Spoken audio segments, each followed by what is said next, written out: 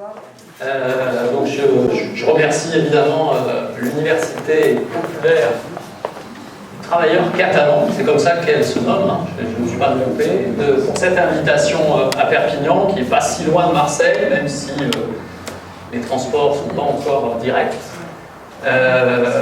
Et donc, en effet, je vais essayer, dans les minutes qui viennent, de discuter avec vous de la recherche en général, on dira quelques mots, et d'un exemple de recherche en particulier, qui est la recherche en cancérologie, avec des aspects très enthousiasmants pour tout le monde, qui sont ceux des innovations thérapeutiques, des grands progrès qui ont été permis ces dernières années et qui continuent à émerger encore, et qui sont donc une source d'espoir pour tout le monde dans les traitements de cette terrible maladie. Et en même temps, c'est un très bon exemple des contradictions que le système dans lequel nous vivons oppose à ce progrès, à ces progrès, dans leur accessibilité égalitaire, dans la possibilité que chacun puisse avoir accès à cette innovation. Et donc il y a cette contradiction qui est une réalité du système dans lequel nous vivons, à la fois des progrès immenses qui sont ceux de l'intelligence humaine et des limites qui sont ceux du système, qui sont celles du système. Alors, je vais aborder 3 points. Et d'abord, quelques mots de généralité sur cette question de la recherche en général. Donc, faire de la recherche sur un sujet, si on commence du plus général au plus particulier, c'est mettre en œuvre une investigation organisée pour identifier des preuves, des faits sur un sujet donné qui vont nous permettre de résoudre des problèmes, tester des hypothèses et peut-être, mais ça n'est pas l'unique finalité, mettre au point de nouveaux produits. Vous savez probablement qu'il y a 3 grands types de recherche, et en médecine et en biologie plus particulièrement. Il y a ce qu'on appelle la recherche fondamentale, donc il s'agit de mettre à jour des phénomènes que l'on peut observer à l'échelle cellulaire, à l'échelle des systèmes biologiques, expliquer le fonctionnement de tout cela. Et c'est souvent à travers des modèles plus ou moins compliqués, des modèles cellulaires, des modèles animaux, et en tout cas avec comme objectif la compréhension des mécanismes intimes, quelquefois très compliqués. Il y a ce qu'on appelle la recherche appliquée. Là, il s'agit de résoudre des problèmes bien précis, bien spécifiques, avec quelque part un usage pratique pour affronter et résoudre des problèmes qui se posent dans tous les domaines. Ces 2 recherches sont souvent un peu mises en opposition, mais elles sont très très fortement liées. La recherche appliquée ne serait rien sans ce que permet la recherche fondamentale, et donc vouloir à tout prix appliquer la recherche et se priver de l'apport de la recherche fondamentale, c'est en général aller à l'échec assez rapidement. La plupart des grandes applications de la recherche sont évidemment issues d'une recherche fondamentale qui n'était pas dirigée initialement vers un objectif pratique, et c'est donc très important de permettre cette liberté de réflexion sans chercher immédiatement à la rentabiliser, comme c'est trop souvent le cas. Et on va y revenir dans ces quelques diapositives d'introduction. C'est un véritable problème pour la mise en œuvre d'une recherche efficace que cette injonction à l'immédiateté de la mise en pratique, qui nous prive de justement l'innovation réelle qui souvent vient de ce qui n'est pas attendu. Et c'est donc plus on laisse de liberté aux chercheurs dans le domaine fondamental de se poser des questions qui n'ont pas immédiatement de finalité, plus on a de chances d'avoir le moment venu ce qui va nous permettre de résoudre des problèmes bien pratiques. Alors dans le domaine de la médecine, et moi ce qui est mon travail en particulier, il y a un élément très important qui est ce qu'on appelle la recherche clinique. Alors, la recherche clinique, c'est un type de recherche bien particulier, puisqu'il s'agit là, cette fois, de travailler avec des malades, ou des patients susceptibles de devenir malades, puisqu'on veut mettre en évidence, on veut développer des diagnostics, des outils diagnostiques ou des outils thérapeutiques. Donc, c'est une forme de recherche appliquée, mais qui a une grande particularité, c'est qu'elle a comme matériau principal l'être humain. Et donc, il y a une contrainte, une exigence que la recherche soit à la fois une recherche authentique, mais qu'elle respecte l'être humain dans sa singularité, dans sa dignité. Et donc, on ne fait pas de la recherche clinique comme on fait n'importe quelle recherche. Cette recherche, elle peut être clinique, elle peut être expérimentale. Il s'agit de tester, développer de nouveaux médicaments, de nouvelles stratégies thérapeutiques, ou elle peut être observationnelle sur des phénomènes pathologiques, essayer de comprendre ce qui, dans un certain nombre de populations, va conduire à telle ou telle maladie. Et puis il y a une recherche qui a émergé ces dernières années dans le domaine médical, c'est ce qu'on appelle la recherche translationnelle. La recherche translationnelle, le terme est venu probablement un peu de l'anglo-saxon, et c'est la recherche translationnelle, qu'on appelle aussi la recherche de transfert, c'est celle qui permet de faire le lien entre la recherche biologique un peu fondamentale et le traitement des patients. Et c'est une recherche qui a deux directions. Les scientifiques de laboratoire se servent des échantillons biologiques qui viennent des malades pour essayer de comprendre comment les maladies humaines se développent.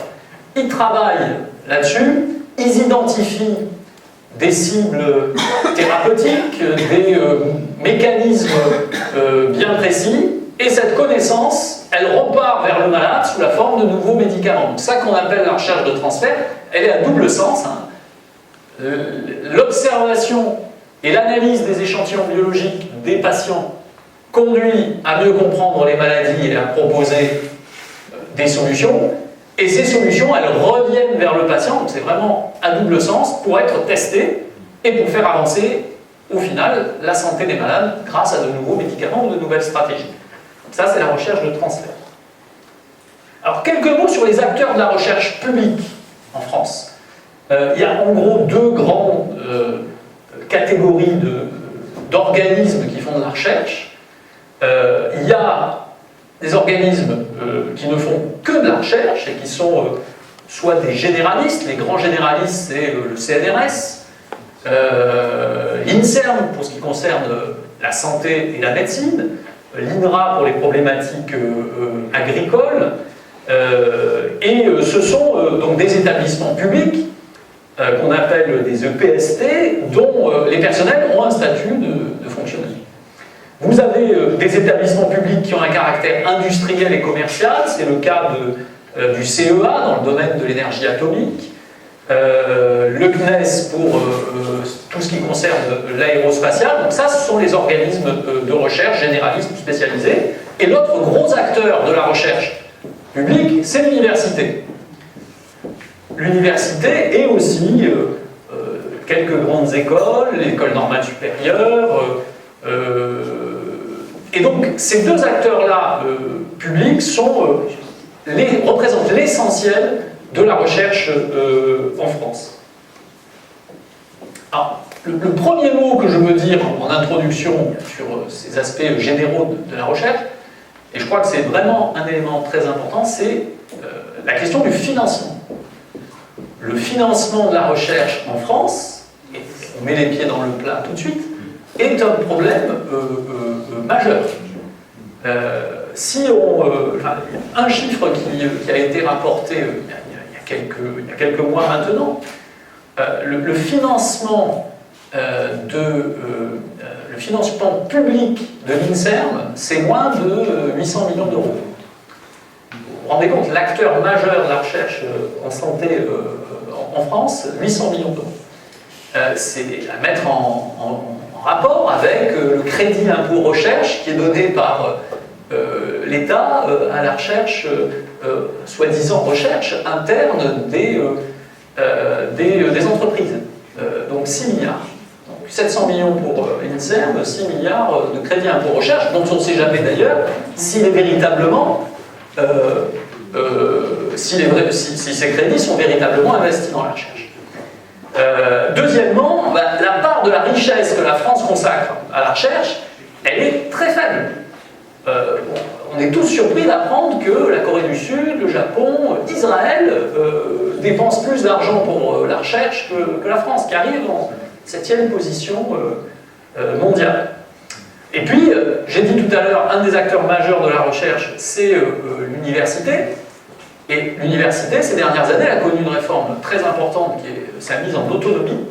Et quand même, pour une grande partie des universités, la mise en autonomie, ça s'est traduit par des financements extrêmement précaires, un certain nombre de déficits, et évidemment, quand les universités sont en déficit, la première chose qu'elles vont faire et qu'elles vont sacrifier, ce sont les recrutements de chercheurs, les budgets dédiés à la recherche, les postes d'enseignants-chercheurs, et donc c'est véritablement un élément très négatif. L'autre élément, l'autre caractéristique de la recherche qui a pris beaucoup d'importance dans le mode de financement, c'est le financement qui est devenu presque exclusivement basé sur ce que l'on appelle les appels à projets. Ça, je crois que vraiment, il faut que tout le monde ait conscience de ce qu'est devenu le financement de la recherche pour la majorité de ces acteurs. C'est une mise en compétition permanente des unités de recherche pour essayer de gagner, de grappiller des financements. Donc on fait disparaître petit à petit les financements pérennes qui étaient alloués régulièrement aux établissements et qui donnaient cette liberté de réflexion, de recherche créative, pas immédiatement dirigée vers un but précis, et dont on a dit tout à l'heure que ces caractéristiques étaient très favorables à l'émergence de découvertes majeures. Et bien au contraire, là, on est dans, en permanence, la mise en compétition pour la réponse à ces appels à projets qui sont l'essentiel du financement possible de ces équipes. Alors, tout le monde passe un temps démesuré de son activité quotidienne à remplir ces demandes d'appels à projets, qui sont de plus en plus compliquées et de plus en plus compétitives, puisqu'on dit aux gens, ben voilà, on va prendre les meilleurs. Et qui sont les meilleurs? D'abord, c'est moins de 20% de ceux qui appliquent, donc moins de 20% des gens qui, en général, ça dépend des appels, des fois c'est pire, des fois c'est un peu mieux, mais en moyenne, moins de 20% de succès. Donc ça veut dire quand même qu'il y a moins de 20% des applicants qui reçoivent un financement, mais 100% des applicants qui ont travaillé pour le recevoir. Donc 80% de ceux qui sont recalés, 100% de ceux qui sont recalés ont travaillé pour recevoir ce financement et ne l'auront pas. Donc évidemment, ils multiplient ces demandes pour qu'à la fin, les budgets arrivent à plus ou moins à se former. Mais c'est un véritable problème, et y compris dans le travail quotidien des scientifiques, les directeurs d'équipe, les directeurs de labo, passent beaucoup plus de temps à écrire ces projets qu'à faire la recherche elle-même. Et on arrive donc à des situations totalement ubuesques où les gens ils passent plus de temps à demander de l'argent pour faire des projets qu'à faire les projets. On en est même à consacrer une partie du budget au paiement des équipes de communication ou de fabrication des projets qui vous aident à les rendre plus sexy. Parce qu'évidemment, pour remporter le morceau, il faut être vendeur, il faut être attractif. Et c'est une idéologie qui s'est pénétrée quand même même y compris chez les étudiants. Vous avez tous entendu parler de ma thèse en 180 secondes. Là, si vous n'avez pas entendu parler de ça, on explique maintenant aux étudiants en thèse qu'il faut rendre son projet attractif en 3 minutes. Donc, on leur demande, allez-y, présentez-moi votre sujet de thèse en 180 secondes. Et donc, alors, il y a des gens très brillants qui arrivent à dire en 3 minutes ce qu'ils font. Mais on voit bien quand même que c'est pas la réalité de la science. On ne présente pas un truc compliqué et dans lequel on va développer beaucoup d'approches. On ne présente pas ça en 3 minutes. En tout cas, c'est une perversion quelque part. On veut bien qu'il puisse y avoir un intérêt à être concis, à résumer les choses en peu de temps. Mais le concept qui consiste à dire qu'il faut faire court et vendeur, c'est quelque part pas tout à fait ce qu'est la réalité de la science. Et l'autre élément perverse de ce nouveau concept de financement permanent par appel à projet, c'est qu'on fait prédominer toutes les logiques de recherche appliquées sur la recherche fondamentale. Parce qu'évidemment, pour rendre attractif un projet, il faut dire qu'on va avoir rapidement un résultat. Et donc un résultat immédiatement exploitable pour l'État, pour des entreprises, immédiatement rentable sur un plan économique. Et donc, évidemment, on va privilégier la recherche très finalisée, très segmentée, très dirigée, et là encore, laisser de côté les problématiques de recherche beaucoup moins focalisées, mais qui sont la base, on l'a dit tout à l'heure, des découvertes majeures. Une des perversités de ce système, c'est aussi le fait que les évaluateurs, ceux qui jugent de la qualité des projets, eh bien, ils se basent sur des aspects très quantitatifs. Combien le demandeur a-t-il publié déjà d'articles sur le sujet? Alors, évidemment, c'est un élément important de savoir si les gens ont une notoriété internationale qui se manifeste par le fait qu'ils publient dans des grands journaux. Très bien. Mais c'est aussi une logique qui consiste donc à demander aux gens et à ne retenir les projets que de ceux qui ont déjà une notoriété, une réputation, et donc on laisse de côté les idées émergentes qui n'ont pas encore, par définition, été finalisées et permis ces publications. Et donc, le côté perverse de ça, c'est que ça entraîne en retour toutes les dérives qu'on a pu entendre, et le Covid, la période Covid en a été un exemple incroyable, toutes ces dérives sur les articles frauduleux, les plagiats dans les publications, et donc c'est tout ça la conséquence de ce système qui pousse les gens à essayer de bâtir leur épreuve, leur notoriété sur le nombre plutôt que sur la qualité de leur recherche. Et donc, on a vu au moment du Covid combien tout ça pouvait être dramatique au moment où les gens étaient en demande de compréhension, de confiance vis-à-vis de la science, et tout s'est effondré, enfin, en tout cas une grande partie de la confiance s'est effondrée à cette occasion. Je pense sur les salaires, mais quand même, les salaires des chercheurs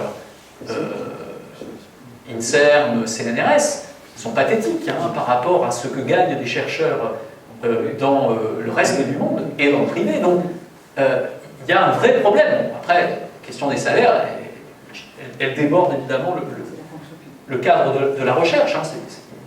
Il en est de même dans l'éducation, il en est de même dans la santé.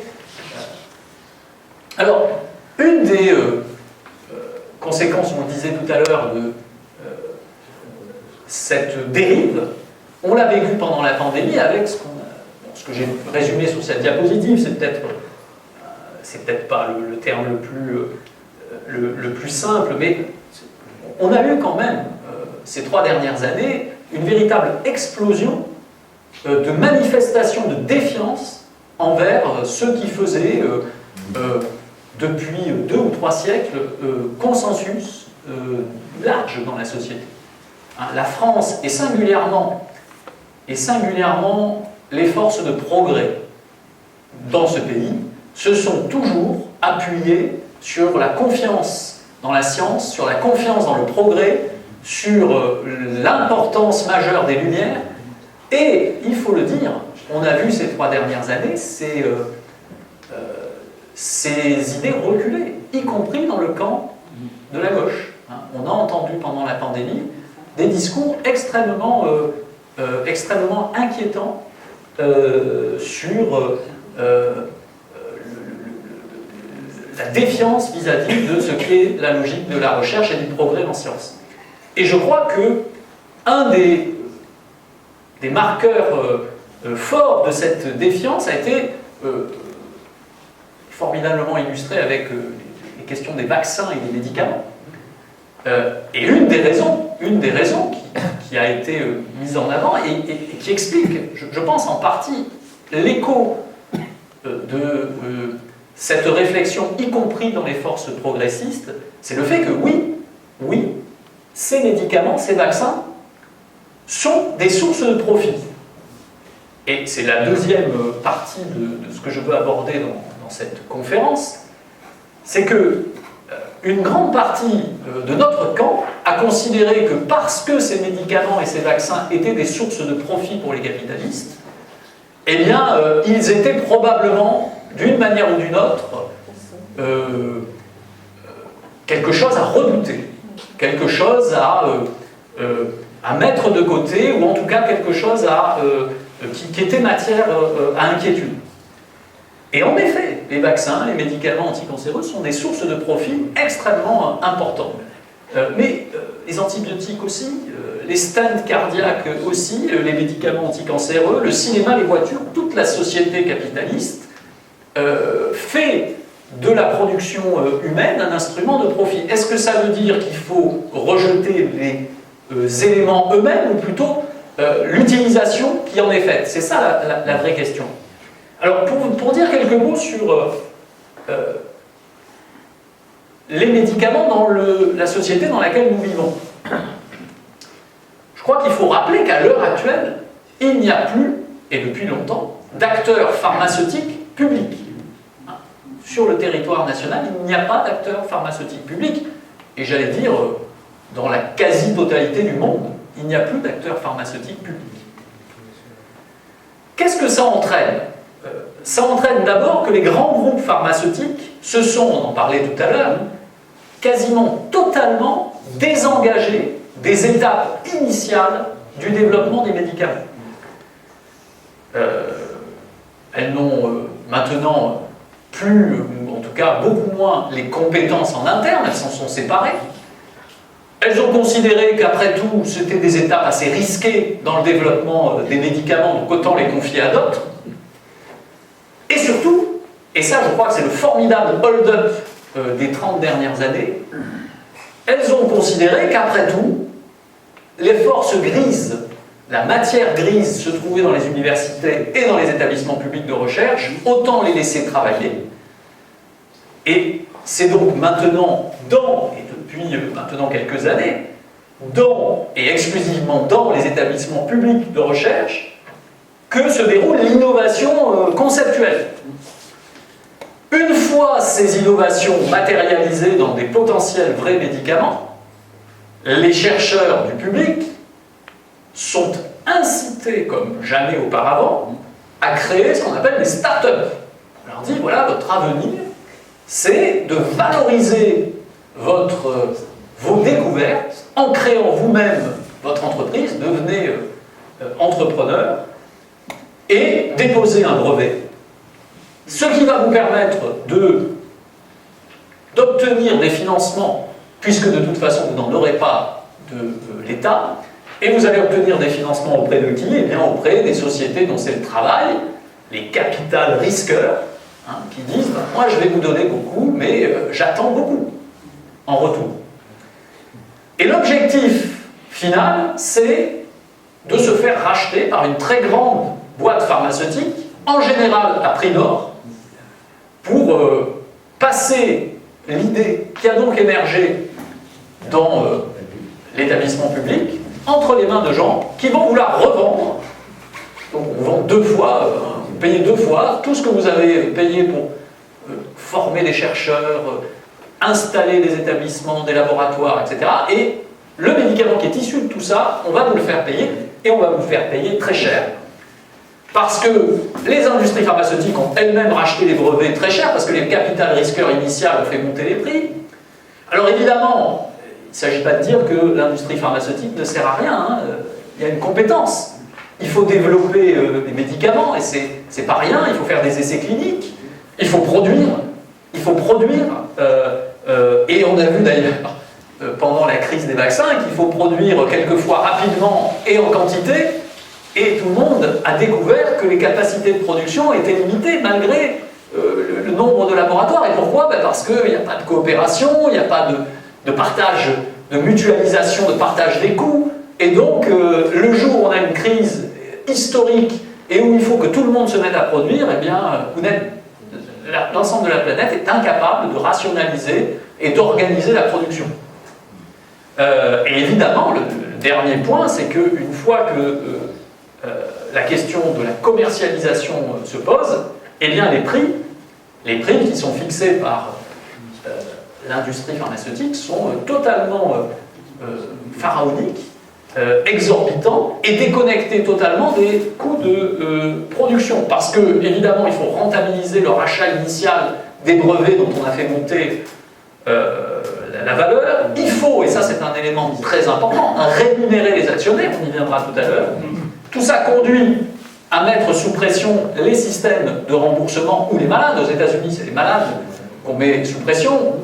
En Europe, où les systèmes sont socialisés, remboursement est socialisé dans une grande partie, pour l'instant, dans une grande partie des pays, eh bien, on met sous pression les systèmes de sécurité sociale, et tout ça finit par limiter l'accès aux soins.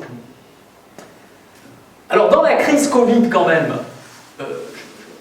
je veux le redire,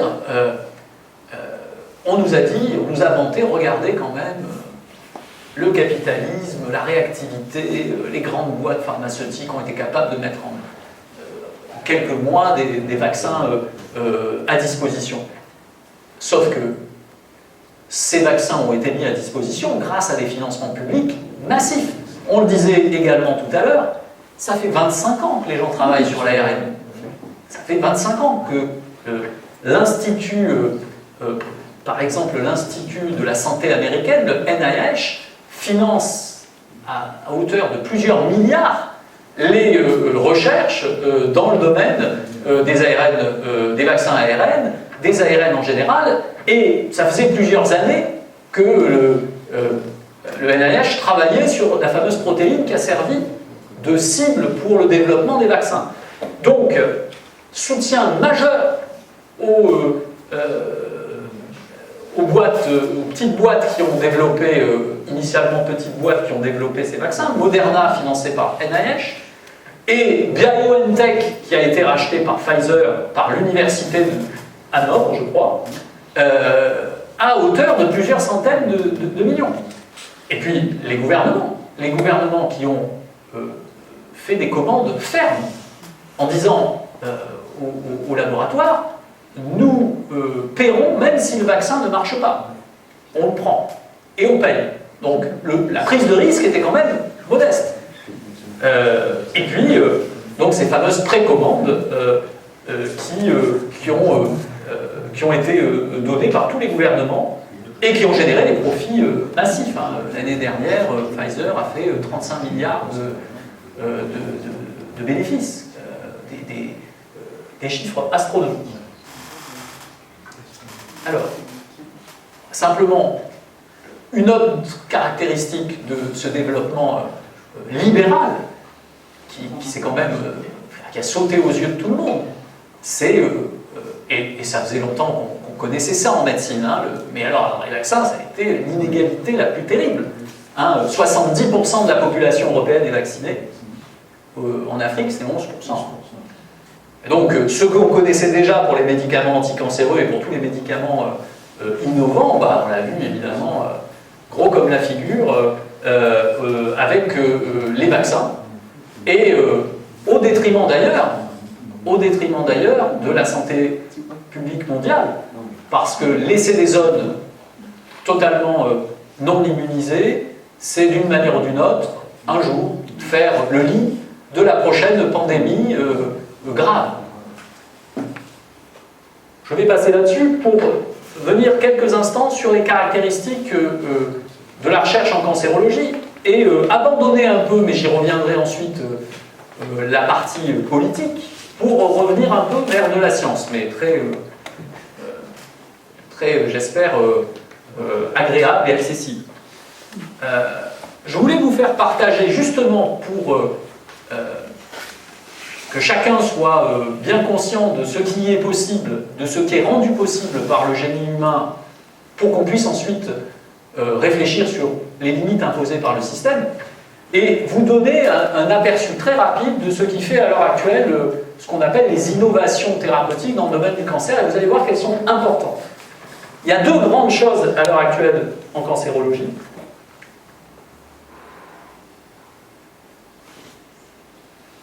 Deux concepts, c'est la médecine qu'on appelle de précision et l'immunothérapie. Ce sont les deux grandes avancées des, je dirais, 20 dernières années en cancérologie.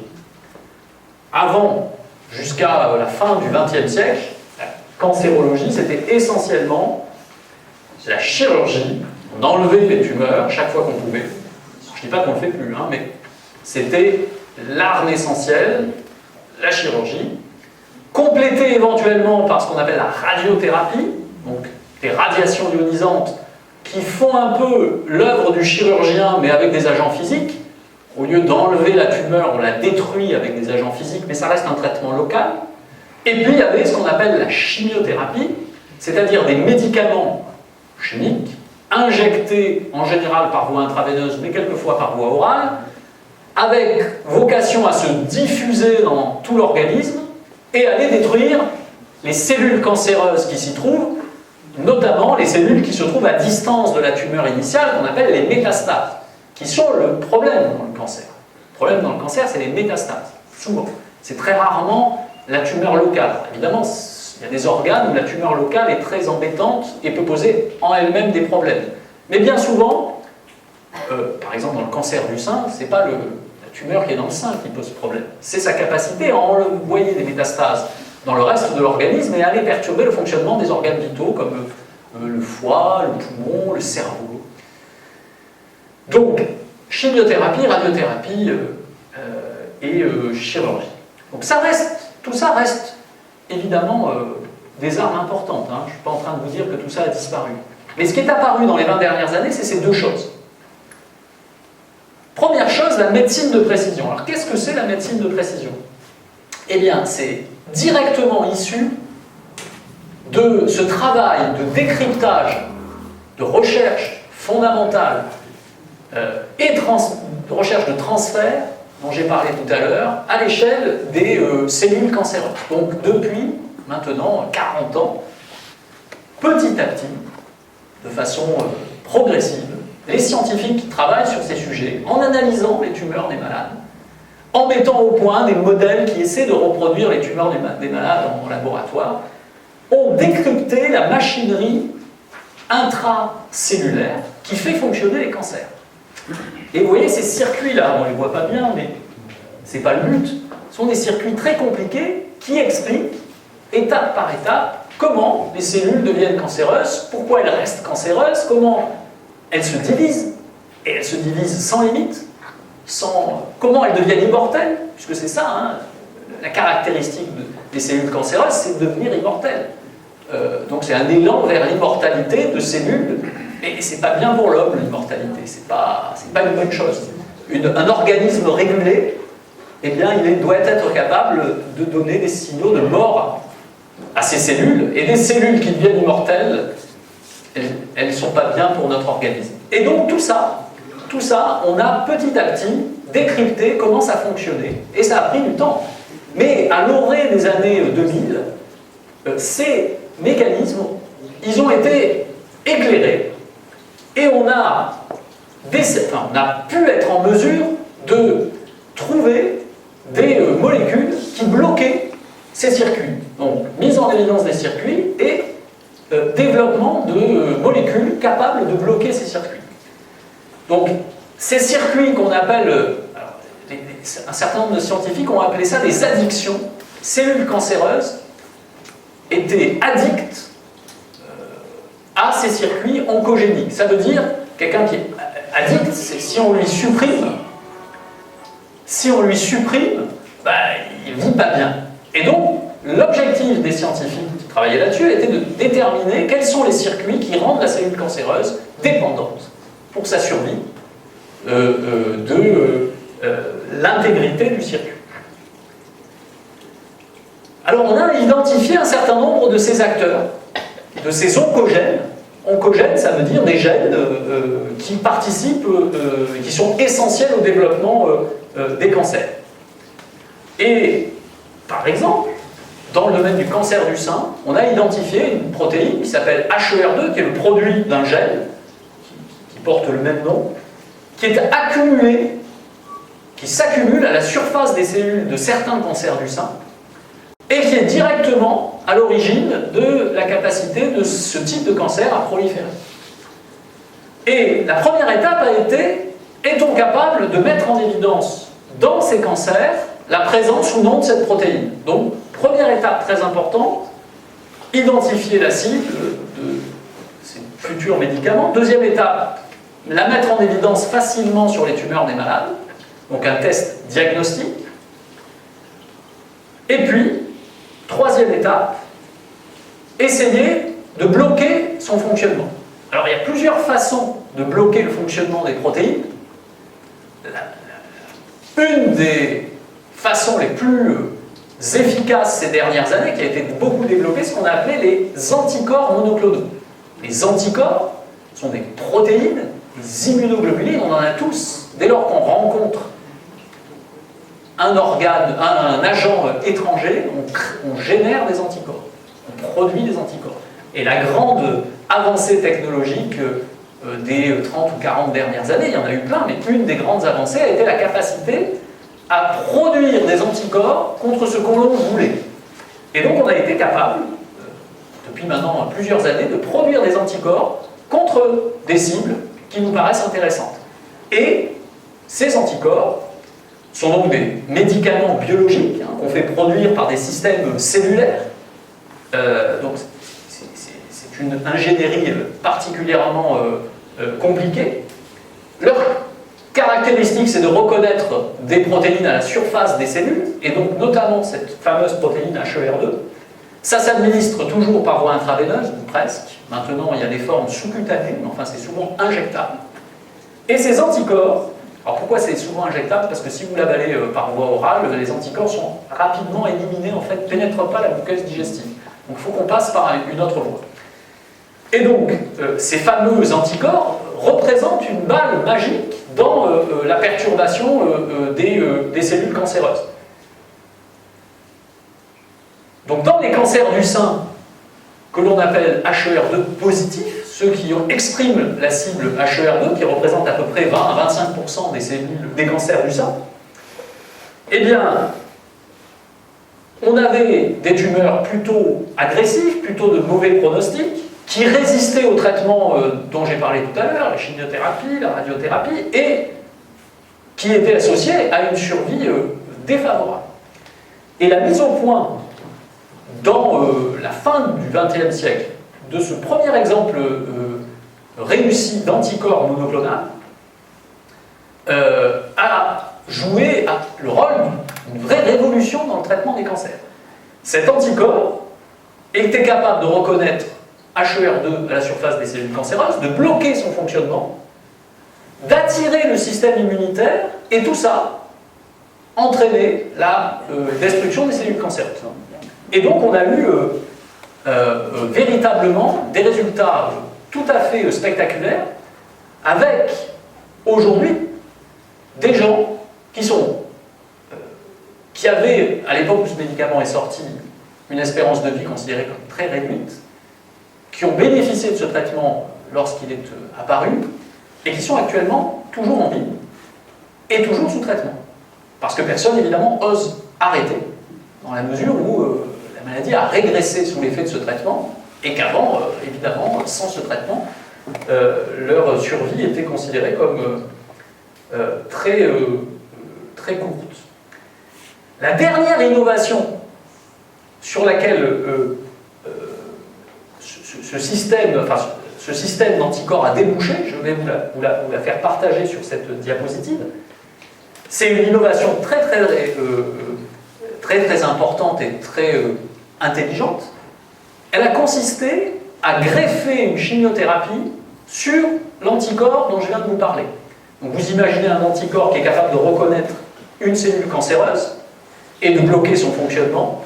Et vous imaginez maintenant le même anticorps sur lequel on a intégré une molécule de chimiothérapie.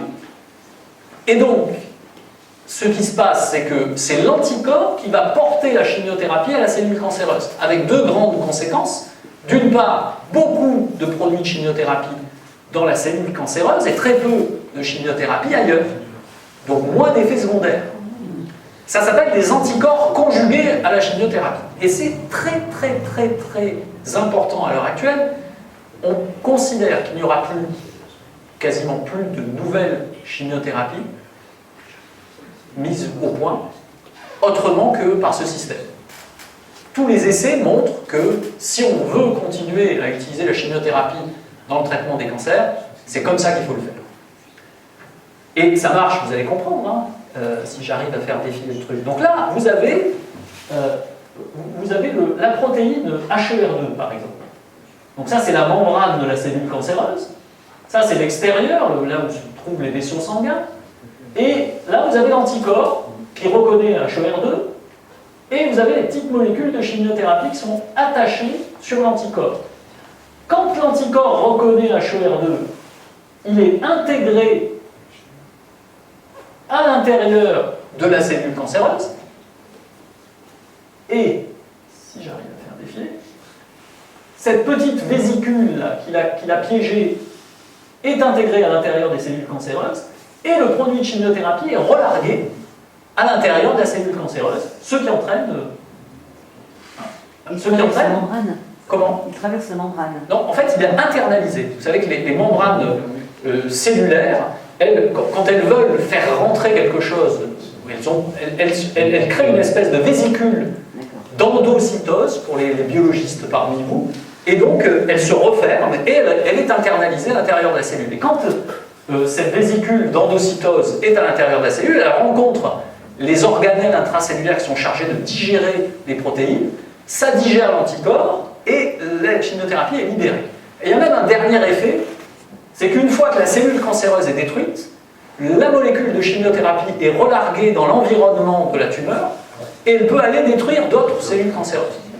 Donc, c'est véritablement une innovation majeure. Deuxième innovation, c'est une autre façon de faire de la médecine de précision, c'est ce qu'on appelle les inhibiteurs de kinase. Alors là, ce n'est pas des anticorps, c'est des petites molécules chimiques.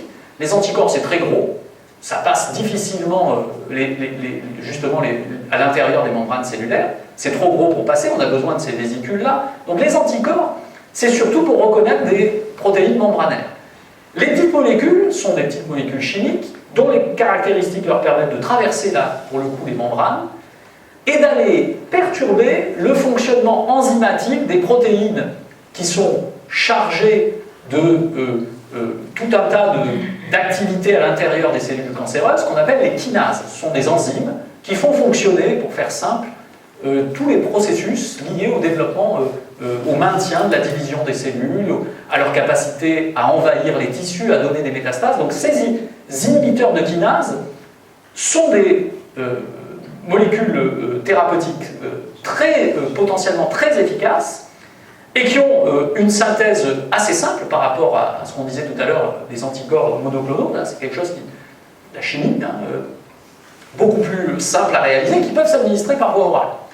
Et là encore, avec ce type d'inhibiteurs de kinase, on a vu des maladies qu'on ne savait pas traiter au début des années 2000 devenir extrêmement sensibles à ce type de traitement. Là, j'ai mis 3 exemples. Vous avez par exemple un type de cancer du poumon. Moi, quand j'étais interne en cancérologie, le cancer du poumon avec des métastases, c'était dramatique, terrible. La chimiothérapie marchait un peu, mais très peu, pas longtemps, et malheureusement, il n'y avait pas d'issue. Au milieu des années 2000, on a identifié une catégorie de cancer du poumon très particulier, parce que ce cancer du poumon touchait des patients non fumeurs, souvent des femmes, et quand on regardait ça à l'échelle du monde, c'était souvent des Asiatiques. Enfin, il y avait plus souvent de ce cancer en Asie qu'en Europe.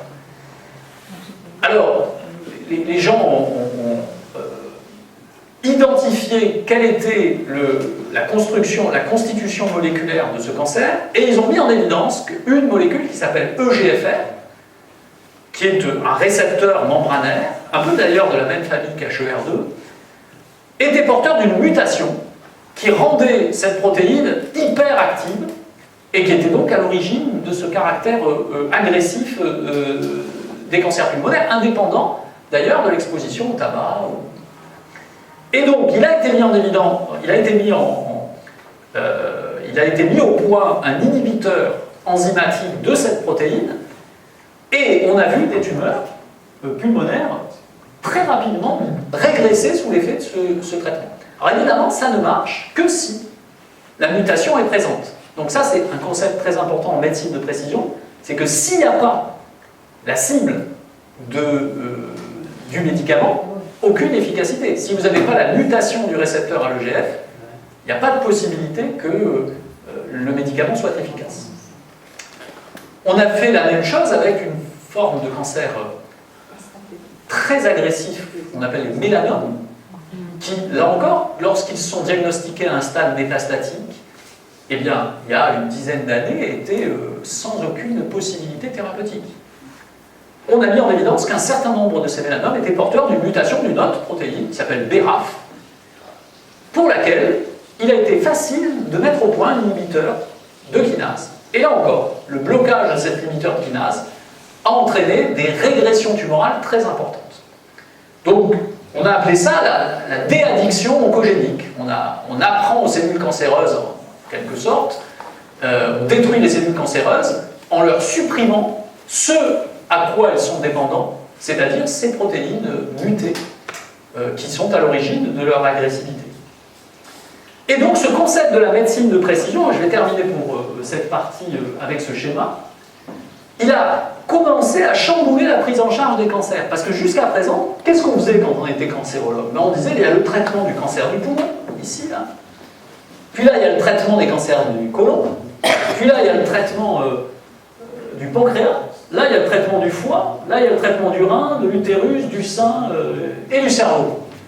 Et chaque traitement est différent en fonction de la localisation de la tumeur. C'était la base, comme ça que j'ai appris, moi. Sauf qu'on s'est rendu compte qu'en fait, à l'intérieur de ces cancers, il pouvait y avoir des anomalies moléculaires assez similaires. Et vous voyez, par exemple, que ce cancer-là, il a les mêmes anomalies moléculaires, rouge, bleu et jaune, que l'on peut retrouver dans celui-là. Et donc, l'idée, c'est qu'au lieu de traiter les tumeurs en fonction de leur localisation tumorale, on traite les tumeurs en fonction de leurs anomalies moléculaires. Et si vous avez une mutation du récepteur EGFR dans un cancer du côlon, et que vous avez la même mutation dans un cancer du poumon, eh bien vous pouvez avoir le même traitement. Donc on traite, on essaie, alors je ne dis pas que c'est le cas dans toutes les situations, hein, c'est un mouvement qui a commencé depuis quelques années et qui devrait se poursuivre. On commence à traiter les maladies cancéreuses sur la base des anomalies moléculaires qu'on met en évidence, plutôt que sur l'organe qui a donné naissance à la tumeur. Et alors, le corollaire de ça, c'est quoi? C'est que pour connaître les anomalies moléculaires des tumeurs, il faut les analyser de façon très complexe. C'est ce qu'on appelle le séquençage. Ça veut dire quoi? Ça veut dire qu'on va soumettre les analyses des tumeurs que l'on diagnostique à la recherche d'anomalies des gènes qu'elles contiennent ces tumeurs. Et on va rechercher ces cibles thérapeutiques dont je viens de parler. On va regarder, est-ce qu'il y a une mutation du récepteur à l'EGF? Est-ce qu'il y a une mutation de BRAF? Est-ce qu'il y a une amplification d'HER2? Et moi, là, je vous en ai cité que quelques-unes, mais il y en a des centaines d'anomalies de ce type. Et il n'y a pas encore des milliers de médicaments en face, mais petit à petit. Et donc, l'objectif final, c'est qu'on soit capable, pour une tumeur donnée, Notamment quand il s'agit d'une tumeur agressive, parce qu'évidemment, aller déployer ça pour une tumeur que vous pouvez guérir facilement par chirurgie, c'est peut-être pas la peine. Mais dans les tumeurs agressives, métastatiques, résistantes au traitement, avoir la possibilité d'analyser la tumeur en détail, par une analyse génétique qu'on appelle donc ce séquençage, avoir un résultat en quelques semaines, alors qu'avant il fallait un an pour avoir une analyse génétique. Maintenant, on est capable d'avoir ces résultats de séquençage en quelques, je dirais quelques jours, quelques semaines. Ça nous permet d'arriver à ce nouveau paradigme. Vous avez une tumeur, et selon l'anomalie que vous découvrez, vous allez pouvoir proposer un traitement qui dépend de l'anomalie moléculaire que vous avez mis en évidence. C'est ça le concept de médecine de précision. Alors, à côté de ce concept de médecine de précision, on est toujours dans le même concept, mais je viens de vous dire qu'il faut faire du séquençage des tumeurs pour adapter le traitement aux anomalies moléculaires de la tumeur. Le problème, c'est que pour faire du séquençage de la tumeur, il faut des bouts de tumeur. Il faut faire des biopsies de la tumeur. Et selon la réponse au traitement, si le traitement marche, très bien, mais si le traitement ne marche pas et que la maladie devient résistante, il faut refaire une biopsie. Et puis quelquefois, il faut refaire une troisième biopsie. Et les gens disent, bon, c'est pas toujours simple d'aller faire des biopsies, et puis il y a des endroits où on ne peut pas faire de biopsie. On ne peut pas faire de biopsie dans le cerveau, on ne peut pas... Donc, une nouvelle évolution technologique qui est très très très intéressante pour tout le monde, c'est la capacité que nous avons maintenant à rechercher ces anomalies moléculaires, non pas sur la tumeur, mais dans le sang qui circule. Ce qu'on appelle les biopsies liquides. Pourquoi? Parce qu'il y a des outils d'analyse des gènes dont je viens de vous parler, qui sont tout à fait efficaces et qui fonctionnent pour identifier les mêmes anomalies à l'intérieur d'une prise de sang. Pourquoi? Parce que les cellules cancéreuses en permanence relarguent dans la circulation des petits bouts d'ADN, et ce petit bout d'ADN, on a maintenant la possibilité de l'amplifier, de le multiplier, d'en multiplier le nombre de façon très importante, et de le détecter par les mêmes techniques qu'on est capable de mettre en place sur la tumeur. Et donc ça s'appelle des biopsies liquides, et ça nous permet de travailler non plus sur la tumeur, mais sur ce qui est relargué par la tumeur, qui s'appelle l'ADN tumoral circulant. Et donc cet outil va permettre, et déjà maintenant utilisé pour prendre des décisions de traitement, mais on pense qu'il sera probablement de plus en plus utilisé pour suivre l'efficacité des traitements, voire l'efficacité des traitements locaux, c'est-à-dire surveiller les gens pour détecter précocement des rechutes que l'on pourrait traiter plus facilement si on les traite au moment où elles ne sont que des fragments libérés dans la circulation avant même qu'une tumeur ait grossi.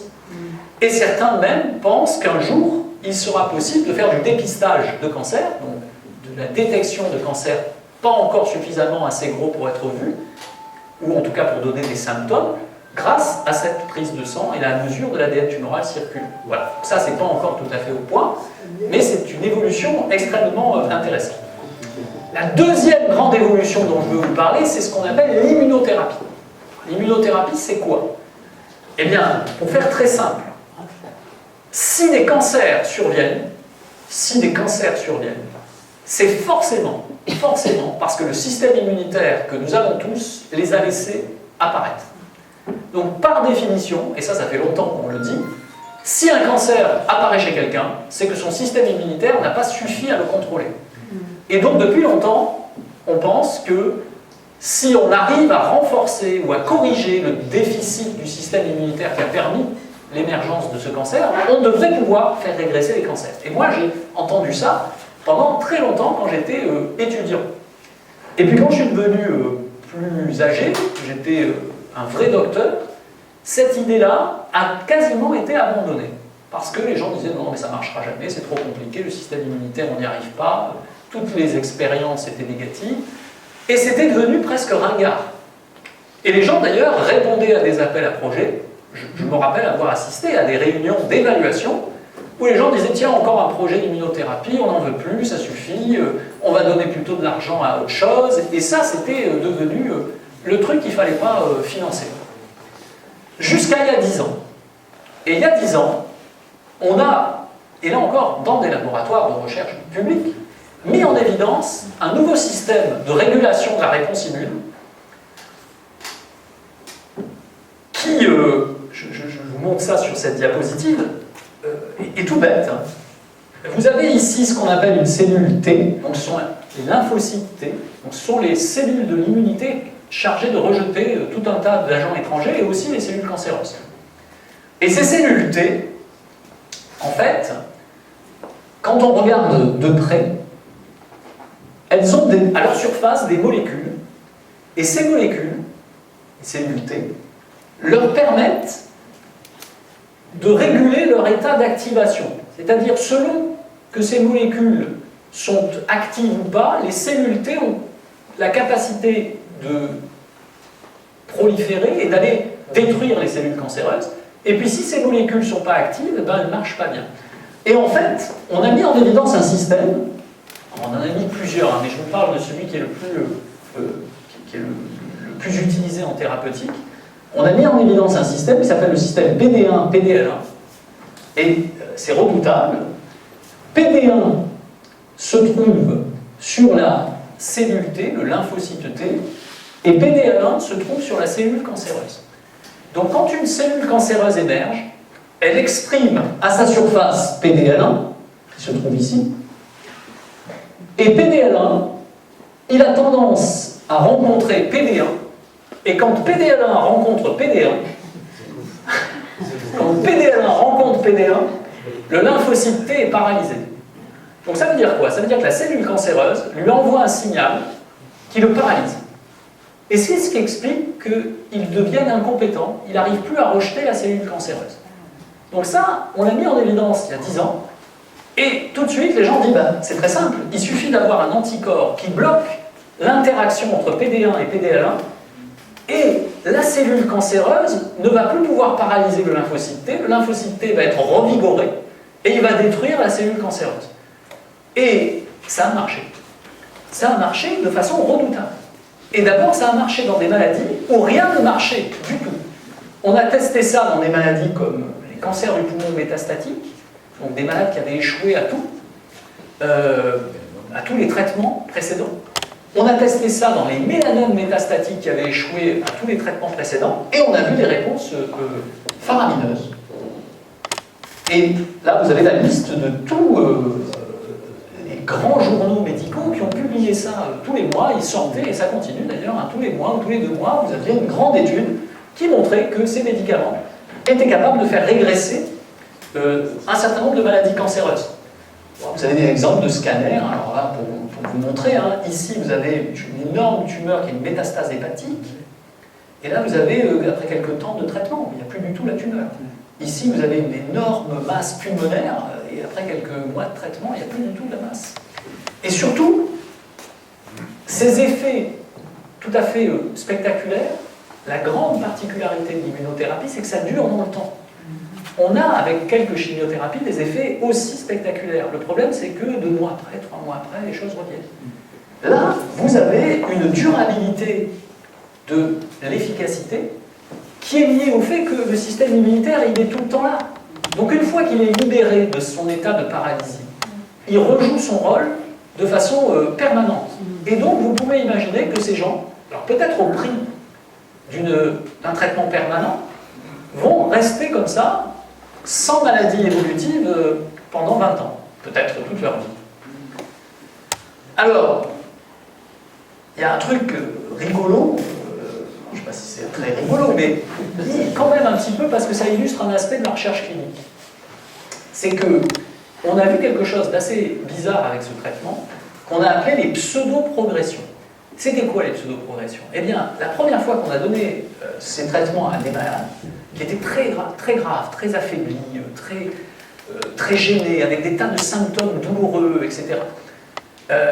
On a donné ce traitement, 2 mois après, les malades arrivaient, pour certains, ça ne marchait pas toujours, mais pour ceux chez qui ça marchait, on a des malades qui arrivaient transformés, il n'y avait plus mal, ils étaient en forme.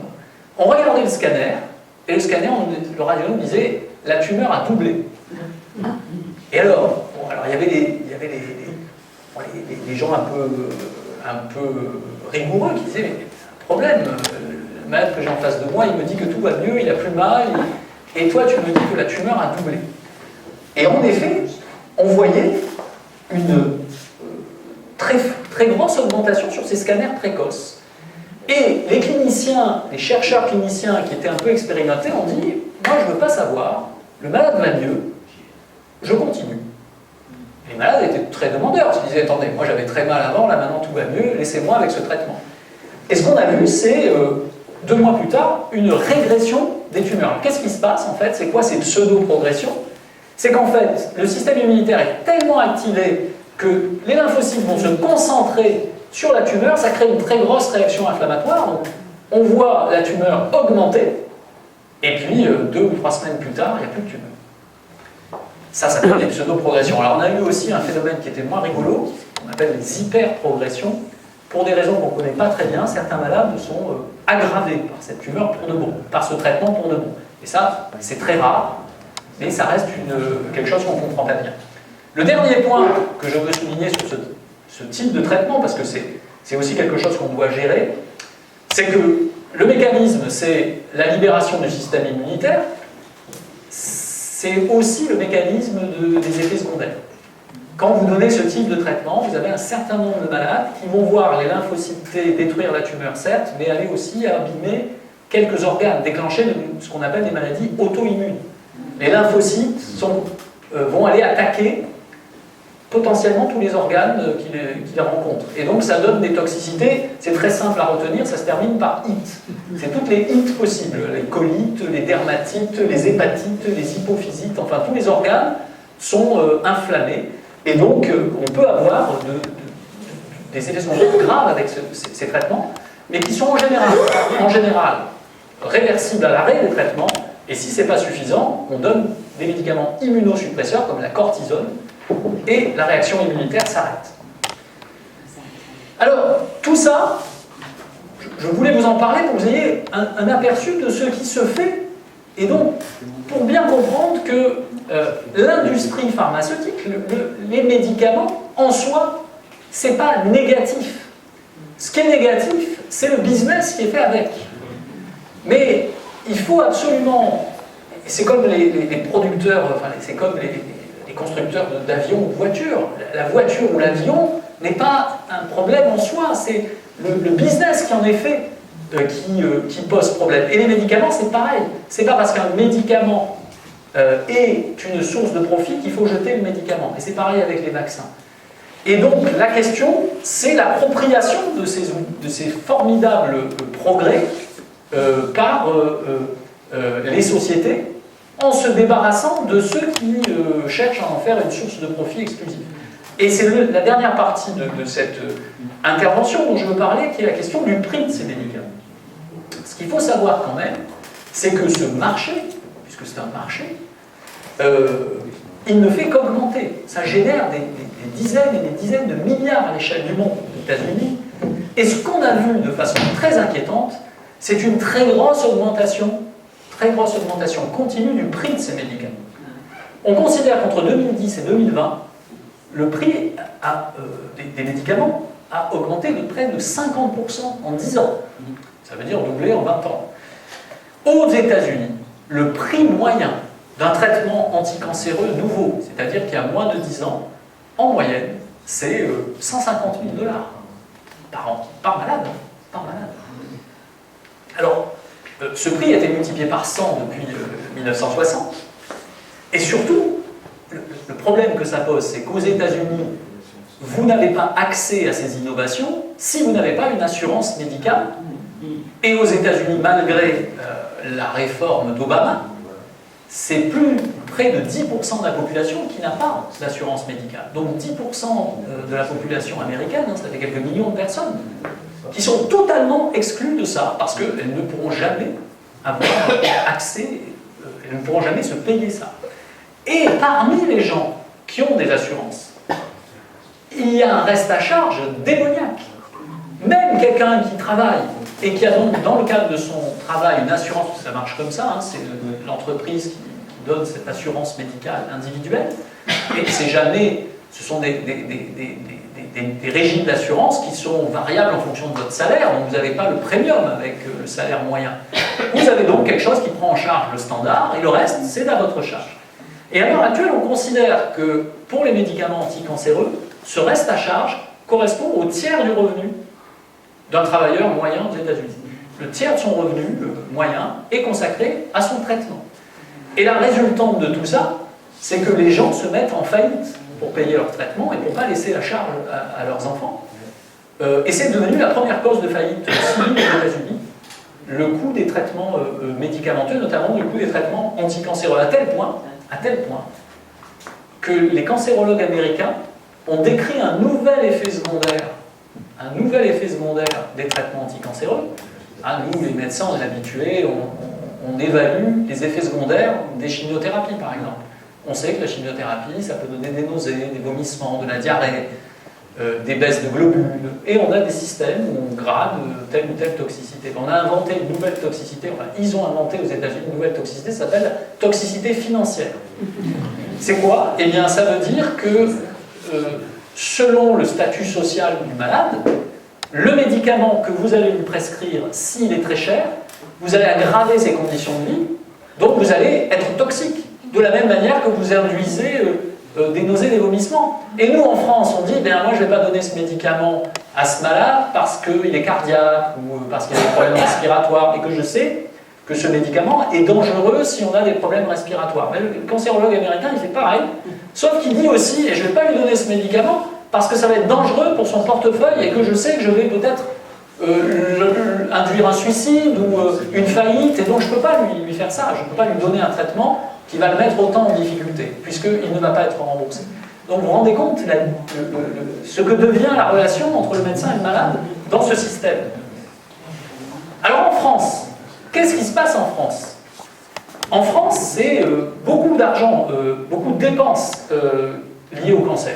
Et tant mieux, parce que, quelque sorte, tant mieux que l'assurance maladie se préoccupe de répondre aux besoins de santé. Sauf que plusieurs milliards d'euros, 10% des dépenses de santé, et une grande partie de ces dépenses, c'est le prix des médicaments. Et le prix des médicaments ne faisant qu'augmenter, on met sous pression la Sécu pour rembourser des médicaments à des prix de plus en plus exorbitants, sur lesquels elle a peu de prise. Parce que dit l'industriel? Vous ne voulez pas rembourser? Très bien, vous n'aurez pas de médicament. Et je vais le commercialiser dans les pays qui veulent bien le... Alors aux États-Unis, il est toujours commercialisé, chacun se débrouille. Et en France, il y a la Sécu qui négocie, parce que son rôle, c'est à la fois de le rembourser, mais de le rembourser pour tout le monde. On ne peut pas imaginer, donc, mais avec des marges de négociation qui sont très faibles. Parce que, en dernier recours, c'est l'industriel qui dit, si vous ne voulez pas, moi, je ne le mets pas sur le marché, vous verrez ça avec vos assurés sociaux. On a eu un exemple comme ça avec un médicament, ce n'est pas directement le cancer, c'était l'hépatite C. Le médicament, l'hépatite C a été un exemple terrible de cette situation. Médicament, donc l'hépatite C, maladie virale, incurable. Quand j'étais étudiant, l'hépatite C, une fois que vous l'aviez, vous l'aviez. Alors il y avait des formes bénignes, on vivait sans s'en apercevoir, et puis des formes qui évoluent vers cirrhose et un cancer du foie ou le décès par cirrhose. Et donc cette hépatite C, on a mis au point un médicament, ça a coûté, là encore, c'est dans le public, ça a coûté, le coût de production du médicament c'est à peu près 150 €. Selon l'endroit où on se trouve, entre 150 et 300 €. Le médicament, par le biais du jeu que je vous ai indiqué au début avec le dépôt du brevet, le capital risqueur, le rachat du brevet, puis le rachat du brevet par une autre boîte qui rachète le brevet, au final, le médicament a été mis sur le marché en France à 30 000 €. 30 000 € par patient. Alors, efficacité redoutable, 3 mois de traitement, plus d'hépatite C. Sauf que la Sécu a dit 30 000 € par patient, on va faire comment? Et donc, la consigne qui a été donnée aux médecins, c'est-à-dire, vous ne le donnez pas tout de suite. On réserve le traitement aux gens qui vont vraiment... donc on laissait quand même des gens avec un médicament disponible, mais atteindre un degré de gravité suffisant pour que la Sécu ne soit pas trop en difficulté. Donc on voit bien que ce problème, ce prix des médicaments va poser, et ça continue, un problème existentiel au système de sécurité sociale. Et en Grande-Bretagne, où il y a aussi un système socialisé, eh bien, les Anglais ont inventé une structure qui s'appelle le NICE. Et le NICE, lui, il évalue le coût, le rapport entre le coût et l'efficacité. Et il calcule un truc terrible qui s'appelle les CALI. Qu'est-ce que c'est les CALI? C'est la Quality of Life. Donc c'est la Quality of Life Year Adjusted, donc c'est le nombre d'années de vie gagnées rapporté au coût. Et donc, selon le prix, le coût du nombre d'années de vie gagnées, cet organisme a fixé des seuils, et il dit au-delà de 30 000 CALI, 30 000 euros par année de vie gagnée ajustée sur la qualité de vie, ça vaut pas le coup, on rembourse pas. C'est trop cher. Le prix de l'année de vie est trop cher. Voilà, donc voilà où on en est. Alors, la question c'est pourquoi les médicaments ont-ils des prix si élevés? Pourquoi? Si on regarde les coûts de production, parce qu'en général, quand on parle de prix de quelque chose, on pense au coût de production. Peut-être que ça coûte cher à produire. Sauf qu'en fait, alors c'est ce que nous dit l'industrie pharmaceutique. Ils disent les coûts de recherche et développement, c'est énorme. Vous ne vous rendez pas compte combien d'argent on met là-dedans, et donc c'est pour ça que c'est très cher. Sauf que tout à l'heure, je vous ai dit quand même d'abord que les étapes initiales, c'est pas fait par l'industrie pharmaceutique. Et puis, il y a eu une période où effectivement l'industrie pharmaceutique avait des coûts de recherche et développement en interne très importants, où ils testaient des dizaines et des dizaines de milliers de médicaments au hasard, sans avoir de chance que ça marche. Mais là, je vous ai expliqué comment ça marche. Il y a des scientifiques qui décryptent des circuits, on vous dit c'est là où il faut taper, et l'industrie, certes, va essayer de mettre au point la molécule, c'est un vrai travail, mais le coût, il devrait être moindre que quand il fallait faire au hasard et qu'on ne savait pas comment ça marchait. Et pourtant, c'est beaucoup plus cher. Alors on nous dit aussi c'est parce que l'efficacité augmente. C'est vrai quelquefois, mais pas toujours. On ne paye pas toujours le plus cher des médicaments les plus efficaces. Et il y a un scientifique américain, un médecin américain qui s'intéresse beaucoup à ces choses-là, qui a fait une étude il y a quelques années très intéressante. Il a dit alors on va regarder combien l'industrie pharmaceutique dépense-t-elle en recherche et développement, combien dépense-t-elle en marketing, et combien elle fait de profit. Et vous voyez, hein, globalement, quand même, la barre la plus faible, c'est le coût de recherche et de développement. C'est toujours la dernière. Hein? Le plus haut, c'est soit le profit, soit le marketing. Mais en tout cas, c'est pas la recherche et le développement. Donc, c'est pas vrai. Alors, on vous dit aussi, c'est très élevé, mais quelqu'un a dit, mais combien exactement ça vous coûte? Et là, le problème, c'est qu'on ne sait pas. D'abord, on ne sait pas. C'est opaque. Personne ne sait vraiment combien était réellement investi dans la recherche et dans le développement. Tout ça sont des estimations. L'industrie dit 2,5 milliards pour un médicament. Alors on dit quand même beaucoup, 2,5 milliards. Comment ils font pour faire... Alors on dit, on met aussi les médicaments qui ont échoué. Alors là c'est un peu bizarre quand même, parce que c'est la seule industrie qui vous fait payer le plantage des choix industriels. Bon, donc les médicaments qui ont échoué. Mais il y a aussi, dans le système qui conduit à 2,5 milliards, dans le calcul, il y a les profits potentiels si l'argent avait été investi ailleurs. Ah ben oui, si on avait investi à la bourse, on aurait gagné plus, donc on vous le fait payer aussi. Et en fait, les gens qui ont fait des études un peu plus précises disent non, pas du tout, c'est pas tout à fait 2,5 milliards, c'est entre 160 et 650 millions, donc c'est pas tout à fait la même chose. Et alors, ce qui coûte très cher, évidemment, ça c'est ce que je disais, hein, avant c'était une recherche au hasard, maintenant on est dans la recherche rationalisée, ciblée, on connaît les circuits, donc ça devrait coûter moins cher. Je vous ai dit, beaucoup de recherches sont faites dans les établissements publics, donc c'est quelque chose qui est externalisé, donc ça devrait coûter moins cher. Et puis il y a aussi quelque chose qui est très important, c'est que maintenant, les États, sous la pression légitime des malades, souvent, quelquefois instrumentalisés par les labos eux-mêmes d'ailleurs, hein, qui sont très friands. Vous verrez beaucoup de petits flyers, de petits livrets faits pour les malades.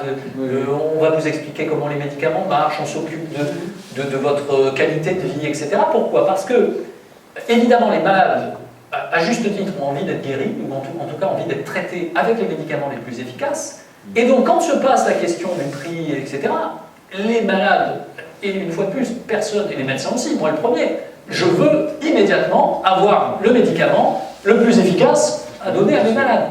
Et donc, je mets la pression dans la négociation, et évidemment, qu'est-ce qu'ont mis au point les États? Et ça a été fait à juste titre.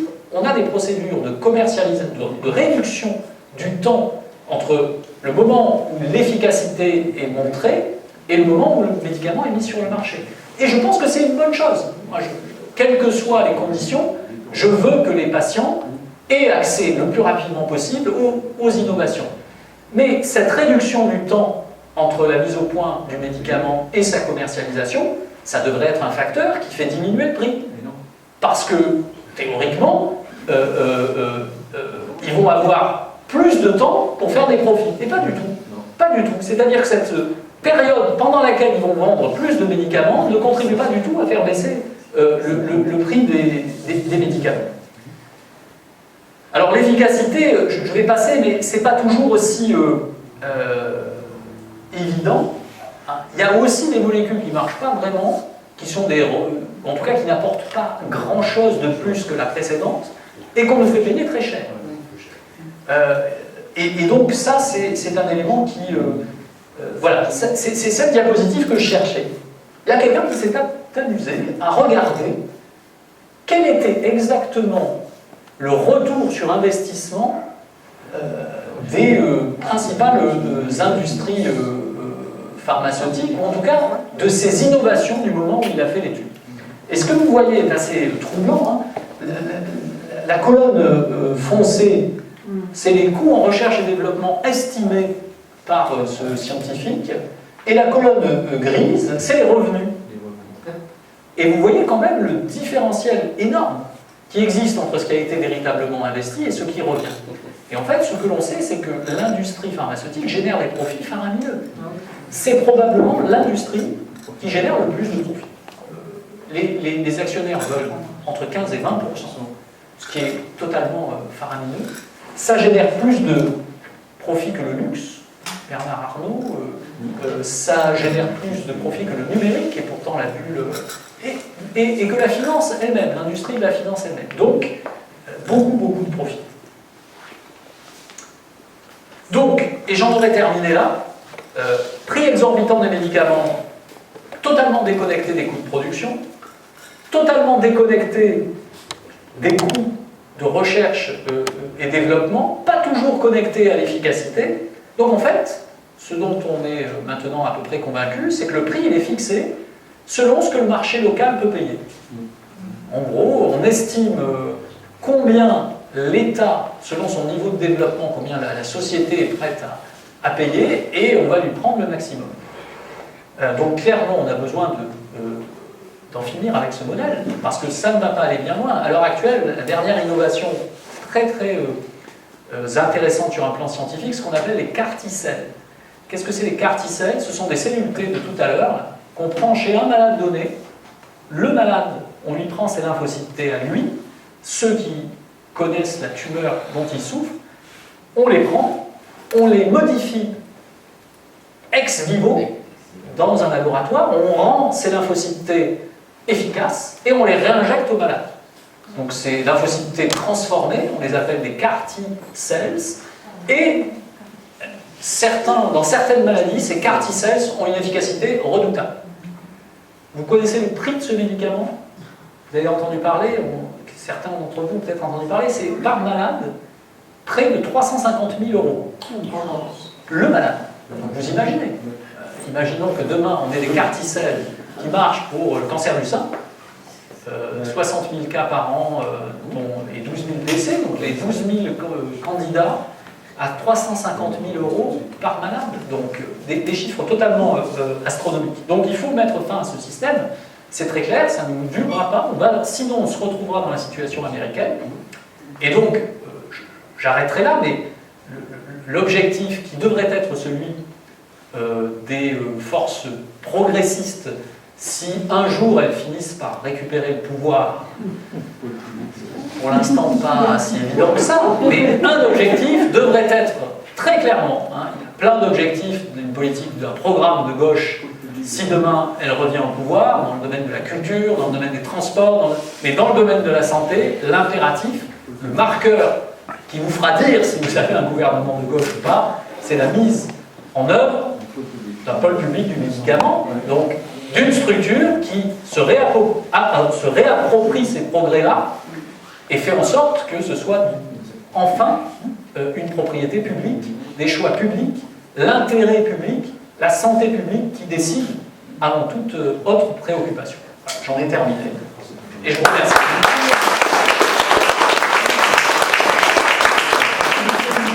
D'un point de vue plus technique, vous avez parlé de tous les anticorps monoclonaux. Vous n'avez pas précisé les effets secondaires possibles, si vous pouvez en dire deux phrases. Excusez-moi, je termine une question.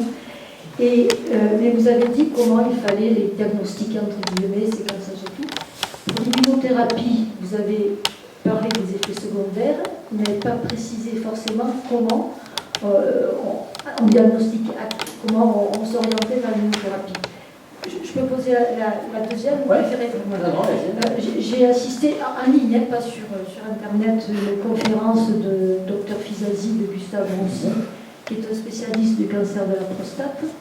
Et il parlait un peu aussi de tout ce que vous dites là, sur les innovations, il faisait une conférence bien longue pour tout public. Hein. Et à la fin, en ligne, on ne voyait pas toujours bien toutes les diapos. Et un patient lui dit, mais vous n'avez pas parlé de l'aspirine, de la metformine, enfin, traitement antidiabétique, traitement aspirine, tout le monde connaît, et puis les statines contre le cholestérol. Et donc, ils ont lancé des études parce qu'ils se sont rendus compte que tous ces gens, il y en a des millions qui prennent ces médicaments, ont moins de cancer de la prostate. C'est une étude qui a été lancée là, il y a à peu près 2 ans, je ne sais pas où ça en est. Mais vous avez parlé de la recherche, mais aussi la recherche, il coûte 0 centime. Alors, il disait que c'était très difficile à faire, ces études. Donc, le monsieur qui posait la question ne comprenait pas, ça coûtera 36 sous.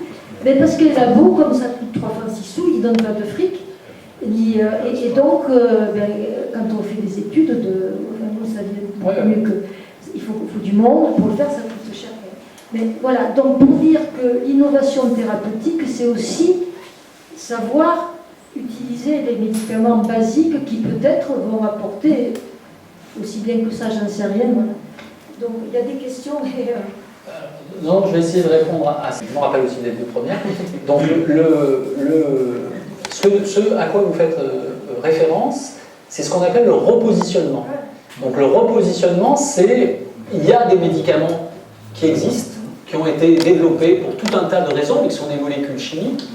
Et évidemment, une solution, quand on cherche des médicaments, c'est de se dire, est-ce que déjà ce qui existe ne pourrait pas avoir une efficacité inattendue dans d'autres raisons, des fois pour des raisons connues, parce qu'on sait que le médicament joue sur un de ces systèmes-là, ou par hasard, pourquoi ne pourrait-il pas être efficace dans une autre indication qu'on n'avait pas imaginée.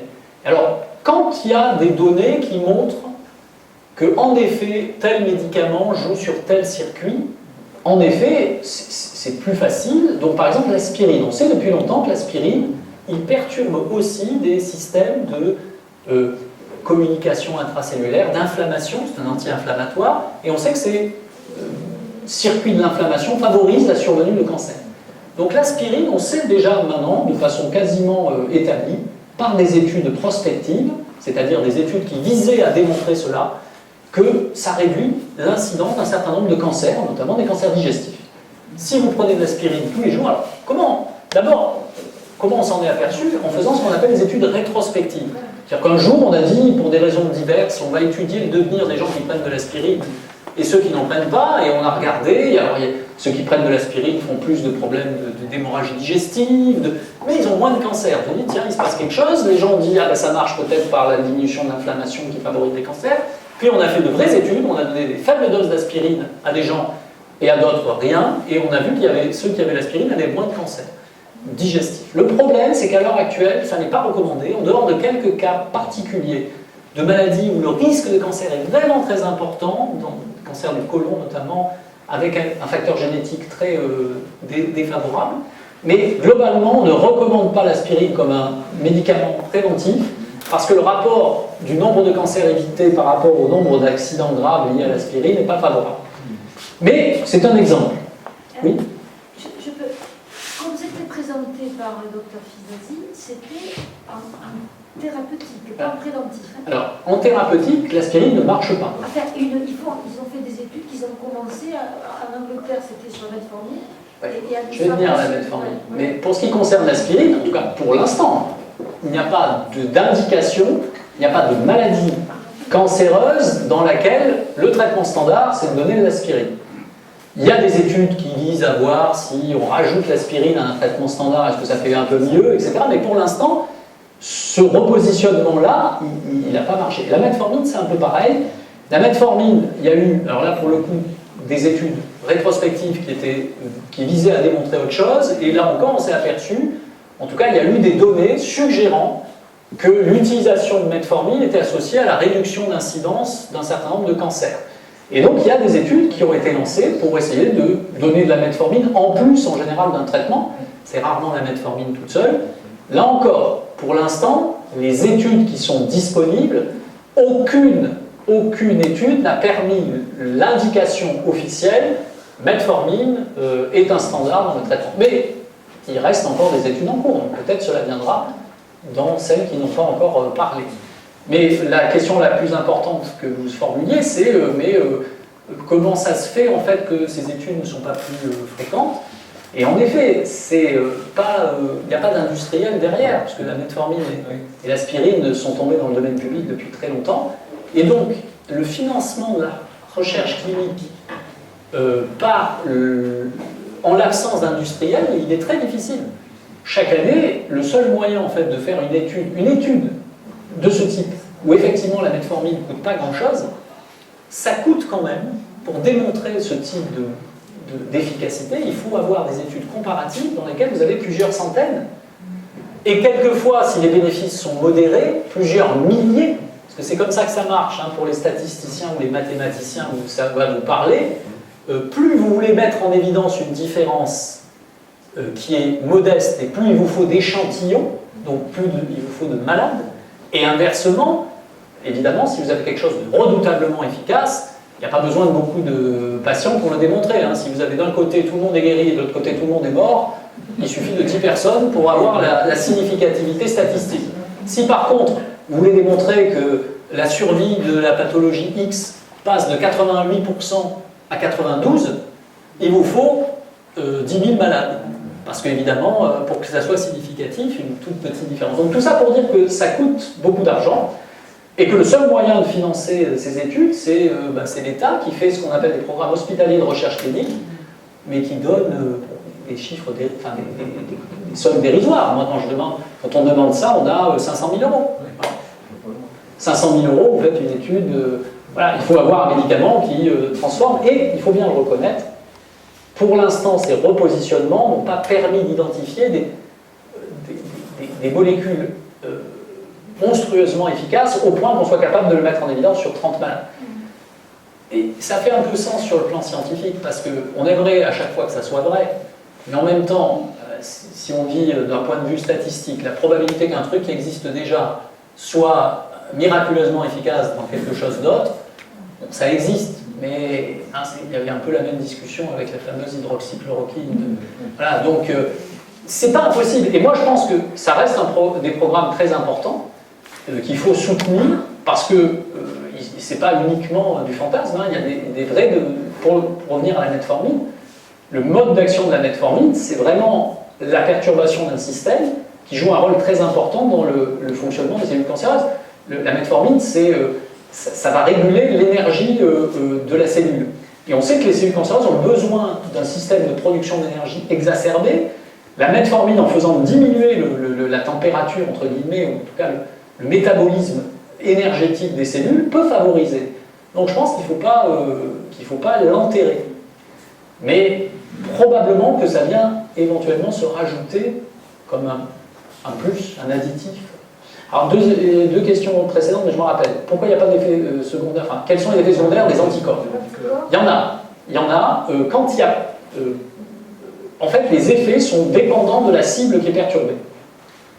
HER2, par exemple, ça joue un rôle très important dans le fonctionnement du cœur. Eh bien, si vous perturbez HER2, il y a un petit nombre de patients qui vont présenter des problèmes cardiaques. Mais en général, les anticorps tout seuls, quand ils ne sont pas associés à la chimiothérapie, ont peu d'effets secondaires. Quand il s'agit d'anticorps dirigés contre une... je ne parle pas de l'immunothérapie, hein, parce que l'immunothérapie sont aussi des anticorps qui perturbent. Mais les effets secondaires sont liés à la perturbation du système immunitaire. Quand il ne s'agit pas de cibler le système immunitaire, les anticorps sont en général très bien tolérés. Ce que l'on voit souvent, c'est les effets type vaccin, en fait. Fièvre, frisson, dans les minutes ou les heures qui suivent les perfusions. Parce que, quelquefois, ces anticorps ne sont pas totalement humanisés. Ils ont des séquences à l'intérieur qui sont d'origine animale. Et donc, il peut y avoir des réactions allergiques. Mais en dehors des réactions allergiques, c'est très bien toléré. Et votre dernière question qui était très pertinente, c'est est-ce que tout le monde a accès à l'immunothérapie? Enfin, est-ce que tous les cancers répondent à l'immunothérapie? Ou est-ce qu'il y a des marqueurs qui doivent faire cibler l'immunothérapie? Ben, ça dépend. Il y a des cancers pour lesquels tous les malades sont candidats. Et il y a des cancers dans lesquels un certain nombre de malades sont candidats. Donc, pour le cancer du sein, par exemple, l'immunothérapie ne marche que si la tumeur exprime PDL1, dont je vous ai parlé tout à l'heure. Donc le type de médicament anti-PDL1 ou anti-PD1 ne marchera que si les cellules cancéreuses expriment PDL1 ou PDL1. Mais ça, c'est pas vrai tout le temps. Il y a des cancers dans lesquels ça marche même s'il n'y a pas de PDL1, on ne sait pas pourquoi. Donc pour l'immunothérapie, c'est un vrai enjeu de savoir à qui ça profite vraiment et à qui ça ne profite pas vraiment. Et c'est un enjeu aussi économique, parce que le but, quand même, compris pour si c'est la gauche qui est au pouvoir, c'est pas non plus de donner des médicaments onéreux à des gens qui n'en ont pas besoin. Donc, trouver des marqueurs, c'est aussi un moyen d'être rationnel et de bien gérer l'argent de tout le monde. Et la toxicité aussi.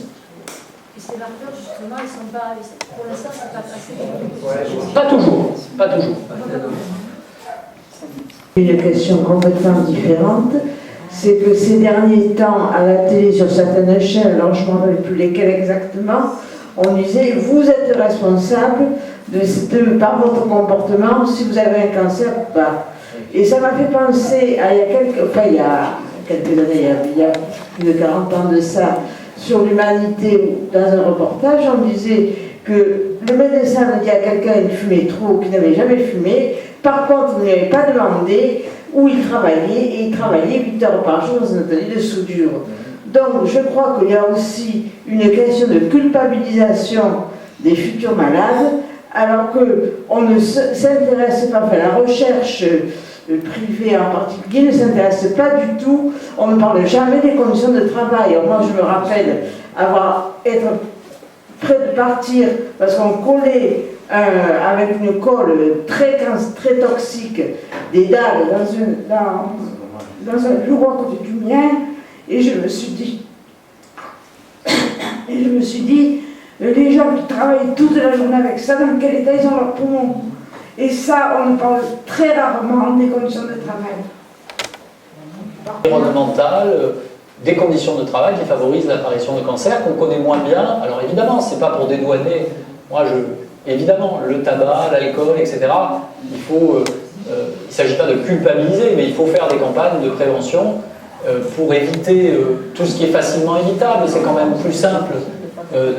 Donc moi, je soutiens toutes les initiatives qui visent à réduire le tabac, l'utilisation du tabac, la consommation excessive d'alcool.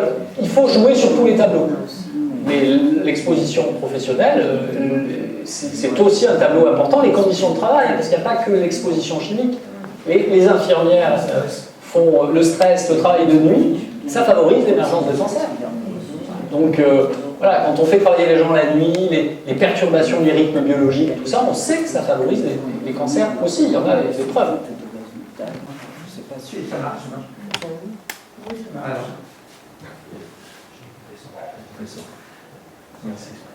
Oui, votre exposé, évidemment, je me retrouve complètement comme ancien salarié de Sanofi et ancien représentant de la CGT au conseil d'administration de Sanofi, ayant participé aux réunions sociales de l'entreprise. Alors, sur le profit, il n'y a pas de souci, puisque je vais prendre un exemple criant, c'est le Covid. Le vaccin du Covid, c'est Sanofi, malgré qu'il ait touché des subventions de l'État et qu'il ait déjà les vaccins qui ont été provisionnés et payés déjà, et qui ne sont pas encore sur le marché, puisque l'EMA devra approuver d'ici la fin du mois le vaccin Covid, anti-Covid de Sanofi. Il a été fait le choix, chez Sanofi, de regarder le profit qui serait fait avec ce vaccin avant de le mettre sur le marché. C'est-à-dire qu'en gros, on le garde en réserve au cas où, comme la grippe, ça servira de vaccin en complément des autres, parce que il y a Pfizer avant, il y a les autres avant, et comme dans toutes les molécules que Sanofi a développées ou qu'il est allé chercher ailleurs dans les startups, on regarde d'abord le coût financier qu'il va rapporter avant de regarder le coût d'efficacité thérapeutique. Donc tous les médicaments que Sanofi a exploité, développé, aucun n'est arrivé sur le marché, pour ainsi dire, depuis plus de 10 ans, aucune innovation n'est sortie des labos de Sanofi, alors qu'on consacre plus d'argent, en 13 ans, plus 50% du dividende d'actionnaire qui a été donné, 2 milliards de subventions de l'État, entre autres par le crédit impôt recherche, les exonérations fiscales, et en parallèle, des milliers d'emplois supprimés, notamment dans la recherche, pratiquement 8000 emplois dans le domaine de la recherche, et le graphique aussi sur le marketing, c'était impressionnant, c'est exactement ça. On consacre plus d'argent pour arranger la mariée, pour essayer de vendre un produit, que de recherche. Et la recherche fondamentale, bon, il n'y en a plus, puisque de toute façon, on va chercher les produits dans les startups, et on regarde la profitabilité, ça c'est vrai. Et la solution, comme tu l'as dit, c'est le pôle public, mais même plus loin que l'industrie pharmaceutique, c'est un pôle public de la santé qui irait du médicament en passant par l'hôpital avec la Sécu et les usagers, enfin les patients, parce que les clients, on est des clients avant tout, puisqu'on regarde ce qu'on va rapporter et pas comment on va les soigner. Pendant la période, au moment du Covid, là, on s'est battu, la gauche s'est battue pour la levée des brevets. Alors, évidemment, la proposition d'un pôle public du médicament, est-ce que ça règle cette question, ou est-ce que la lutte contre les brevets, est-ce que ça reste d'actualité dans ce cadre-là? Je pense que évidemment, une revendication très importante, notamment dans une crise où il fallait mettre à disposition, et il faut toujours mettre à disposition de l'ensemble de l'humanité, les outils efficaces qu'étaient les vaccins quand ils ont été produits. Donc oui, je pense qu'il faut continuer à demander la levée des brevets sur les vaccins.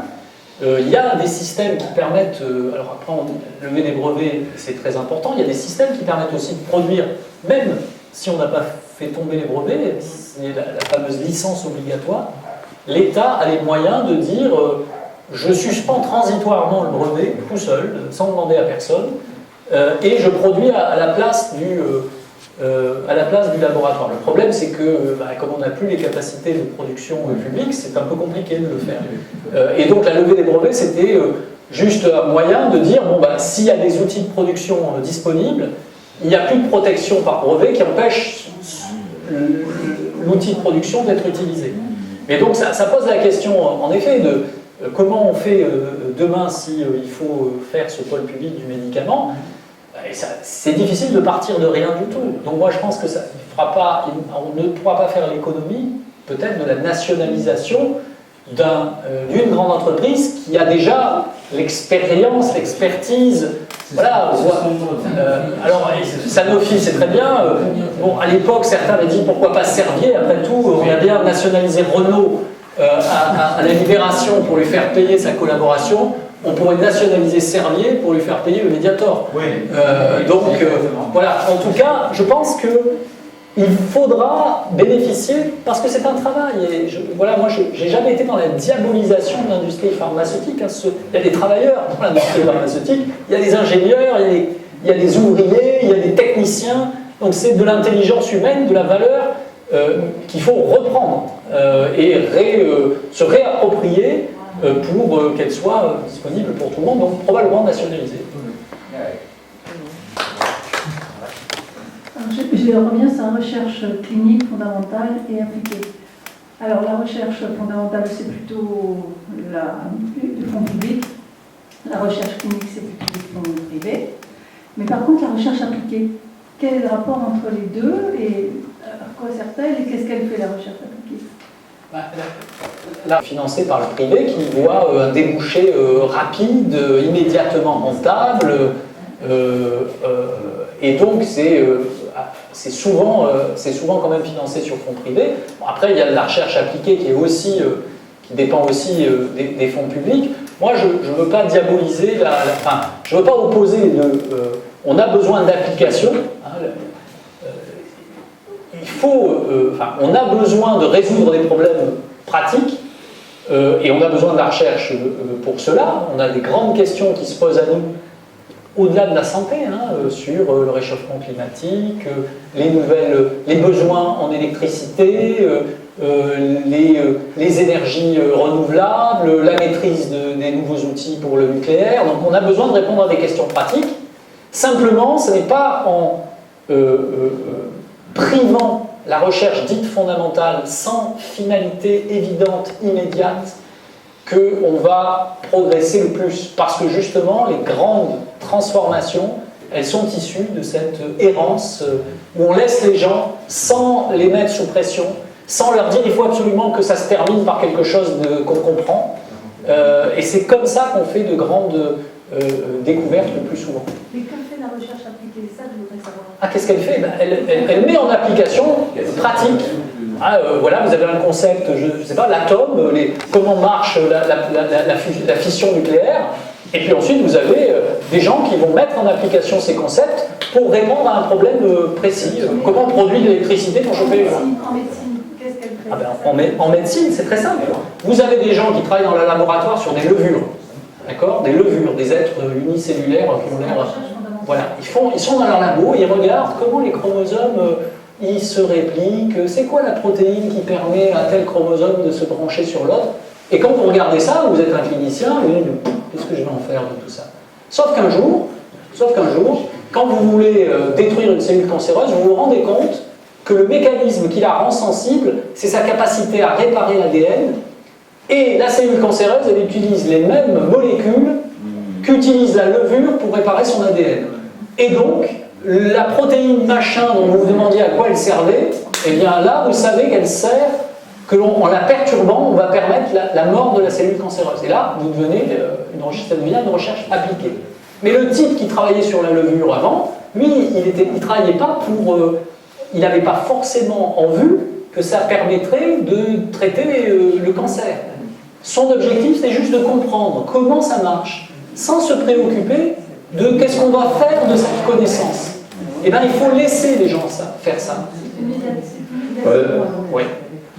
Alors, très rapidement, bonsoir. L'Europe a su mutualiser les besoins pour acheter des vaccins. Comment se fait-il qu'il n'y a pas une agence européenne du médicament pour imposer un diktat aux laboratoires pharmaceutiques, et dans le coût et dans le cahier des charges de fabrication, pour éviter la mise sur le marché de médicaments de niche, notamment cancéraux, qui sont très rémunérateurs, au détriment des autres pathologies où visiblement le nombre de nouvelles molécules est en baisse vertigineuse. Deuxième petite question, la sécurité sociale est-elle vraiment opérationnelle pour gérer le coût des médicaments? J'en veux l'exemple du Lucentis et de l'Avastin à l'époque, et un gaspillage énorme des euros français. Y compris ces pôles publics du médicament, compte tenu de l'argent qu'il faut mobiliser, parce qu'il ne faut pas se raconter l'histoire, c'est pas rien de financer la recherche fondamentale, financer les recherches appliquées, la recherche clinique, c'est beaucoup d'argent, beaucoup d'énergie, beaucoup d'intelligence. Donc tout ce qui pourrait mutualiser les coûts immenses et donc tout ce qui pourrait être fait à l'échelle européenne dans la coopération serait certainement utile. Dans la campagne européenne, c'était un des une des propositions de la liste à laquelle je participais que de créer un pôle du médicament à l'échelle européenne. Et vous avez raison, y compris en matière de négociation avec les laboratoires pharmaceutiques sur le prix, dont d'ailleurs ils font tout pour éviter des négociations européennes. Les négociations sont secrètes. Aucun gouvernement ne sait combien paye réellement le gouvernement français combien il accepte de payer dans le prix qu'il va fixer. Il y a le prix qui est affiché et il y a le prix réel que personne ne connaît, qui est négocié. Et c'est pareil avec tous les autres États. Si bien que d'ailleurs, quand on fait des études, les gens nous disent à la fin, mais de toute façon, votre étude, elle est probablement fausse parce que ce n'est pas le bon prix. Donc, moi, je suis d'accord avec ce que vous dites. Pour la deuxième question autour de l'Avastin et de la Sécu, je suis d'accord aussi. On a fait payer très cher un médicament donc dans la dégénérescence maculaire liée à l'âge, qui est un anti-angiogénique. On a fait payer très cher un médicament qui existait à un prix bien inférieur, qui était strictement le même, et on s'est totalement mis à plat ventre devant les prétentions de Novartis, pour ne pas les nommer, qui produisait une espèce de MeToo complètement identique au médicament de chez Roche qui était 10 fois moins cher. Et alors, je crois que l'histoire a été, oui, mais vous comprenez, si vous ne le prenez pas, on va fermer les usines. Enfin, c'était une négociation de ce type. Hein. Donc en effet, est-ce que la Sécu est je pense qu'on aura besoin, on aurait besoin d'un organisme spécifique pour discuter des prix des médicaments, avec des experts du monde médical, avec le regard de la société aussi. Parce que c'est pas pareil si on rend tout ça public, sous les projecteurs, si vous faites rentrer les associations de patients, si vous mettez des élus, des syndicalistes, et que tout se met devant... Tout se déroule devant les caméras, les négociations ne sont pas les mêmes, parce que là, évidemment, le laboratoire ne peut pas expliquer aux gens que si on n'est pas content, il refusera de mettre le médicament sur le marché, ce qu'ils font quand même quand ils sont à l'abri des regards. Merci déjà pour votre intervention, c'était très très intéressant. C'était sur le plan plutôt théorique, enfin pas théorique mais médical, il y avait sur les traitements immunodépresseurs, vous proposiez, donc, quand ça avait des effets secondaires, d'arrêter le traitement. Mais alors, du coup, le cancer n'est plus traité. Alors, c'était ça ma première question. Et la deuxième question, c'est plutôt politique, c'est à un moment donné, à force de monter les prix, on ne peut plus payer. Donc, je ne vois pas l'intérêt d'avoir des traitements qui sont aussi exorbitants, dans la mesure où, à un moment donné, ça va s'arrêter. Donc, quel est l'intérêt d'avoir des... Alors, effectivement, il faut avoir des gens malades pour pouvoir vendre des médicaments, mais s'ils ne sont pas en capacité de les payer, à un moment donné, le système va s'arrêter. Donc, c'est fait aussi cette fuite en avant, elle a ses limites, me semble-t-il. Et en tout cas, aux États-Unis, ce qui était annoncé est tellement délirant qu'on se dit, mais comment les gens arrivent encore à se soigner? Comment ont-ils encore la capacité ou l'envie de se soigner? Alors c'est la question habituelle pour les docteurs. On connaît bien tout ça.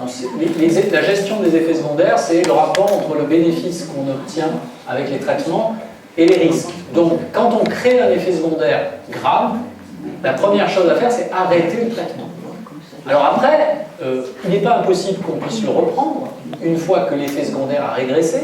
Si l'effet secondaire a été trop important, ben on ne le reprend pas, mais il arrive quelquefois, enfin il arrive même souvent, que la revigoration du système immunitaire qu'on a induit persiste bien longtemps après l'arrêt du médicament.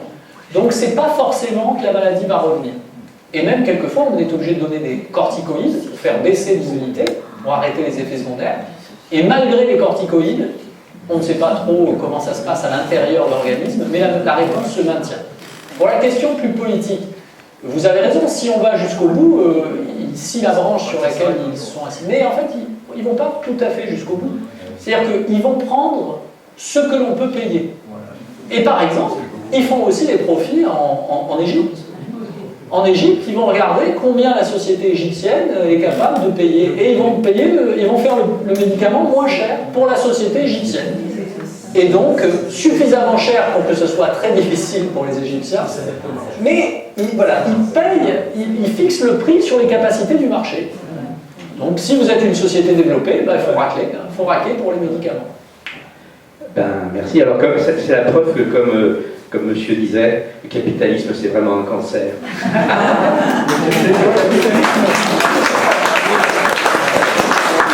Alors, merci beaucoup. Ben, comme d'habitude, hein, on va profiter de ce qui est sur la table maintenant.